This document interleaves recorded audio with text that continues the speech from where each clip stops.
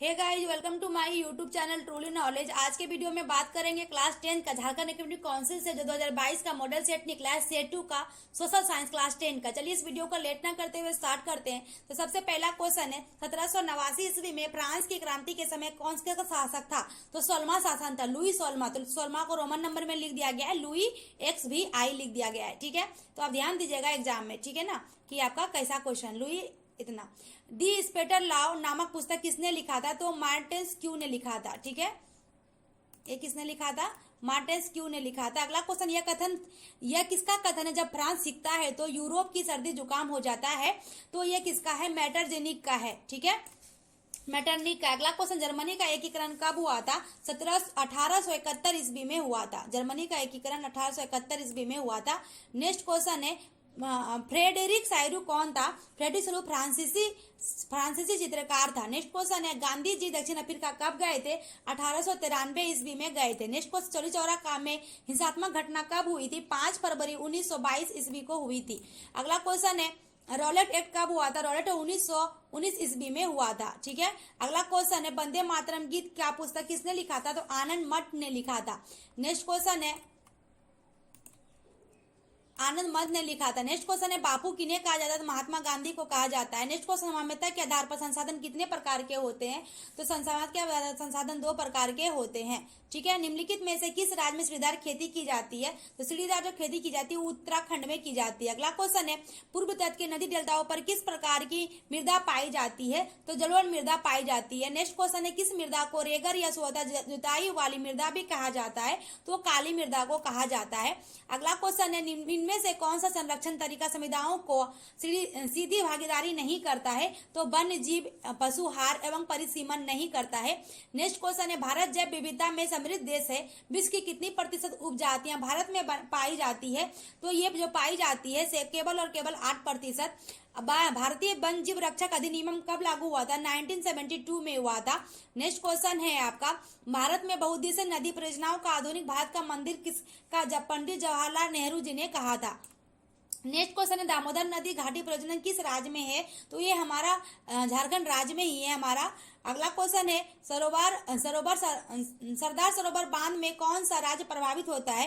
तो ये हमेशा याद रखिएगा, गुजरात होता है। नेक्स्ट क्वेश्चन है, औसत आय प्रति व्यक्ति आय की गणना किस प्रकार की जाती है? तो देश की कुल आय और देश की कुल जनसंख्या के आधार पर की जाती है। नेक्स्ट क्वेश्चन है, विभिन्न देशों के वर्गीकरण करने के लिए विश्व बैंक का मापदंड का प्रयोग करता है। तो ये प्रति व्यक्ति आय का होता है। ठीक है ना, ये कौन सा हो जाएगा? प्रति व्यक्ति आय हो जाएगा। नेक्स्ट क्वेश्चन है, नवीकरणीय साधन का एक उदाहरण है? तो नवीकरणीय भूमिगत जल है हमारा। नेक्स्ट क्वेश्चन है, लोगों के विकास के लक्ष्य अलग अलग भिन्न और परस्पर विरोधी होते हैं।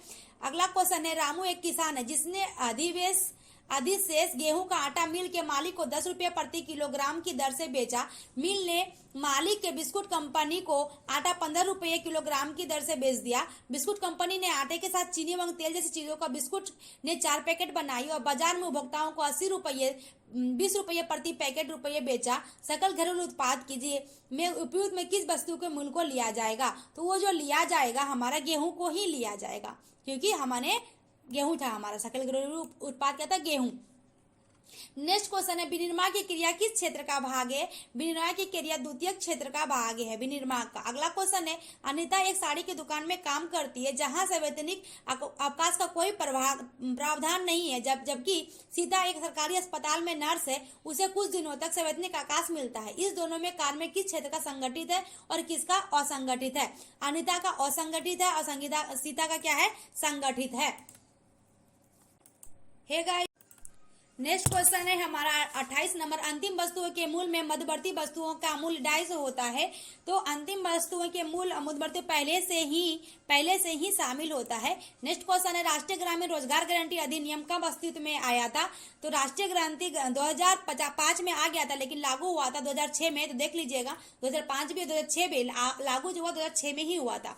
भंडारण का किस क्षेत्र में शामिल किया जाता है? तो ये भंडारण जो है प्राथमिक क्षेत्र में शामिल किया जाता है। संघीय शासन व्यवस्था के संबंध में निम्न में से कौन सा असत्य? जितना भी लिखा हुआ है सारा का सारा सत्य है। लास्ट वाला जो है, अदालतों का संविधान विभिन्न स्तरों की सरकारों के अधिकारों की व्याख्या का अधिकार न होना, बिल्कुल गलत बात है।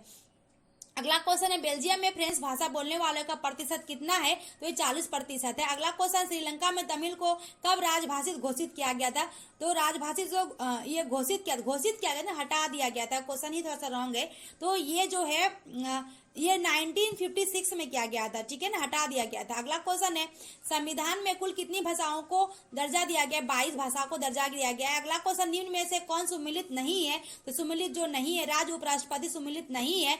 नेक्स्ट क्वेश्चन है 7 पार्टी अलायंस सप्तदलीय गठबंधन का गठन किस देश में किया गया था, तो ये जो किया गया था नेपाल में किया गया था।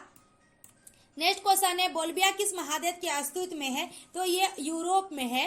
अगला क्वेश्चन है ये यूरोप में है, यूरोप में। अगला क्वेश्चन है बोल्विया में जल युद्धक नामक आंदोलन का नेतृत्व किसने किया था, तो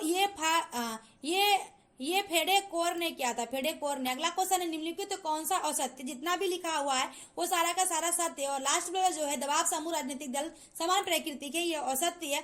और अगला क्वेश्चन नेपाल में SPS 7 पार्टी अलायंस ने किसमें अंतिम सरकार का प्रधानमंत्री चुना था, तो ये जो गिरिजा प्रसाद कोइराला को चुना गया था। तो ये था आपका आज का 40 का 40 क्वेश्चन का सॉल्यूशन। अगर हमारी ये वीडियो अच्छी लगी हो लाइक सब्सक्राइब और शेयर जरूर करें। Thank next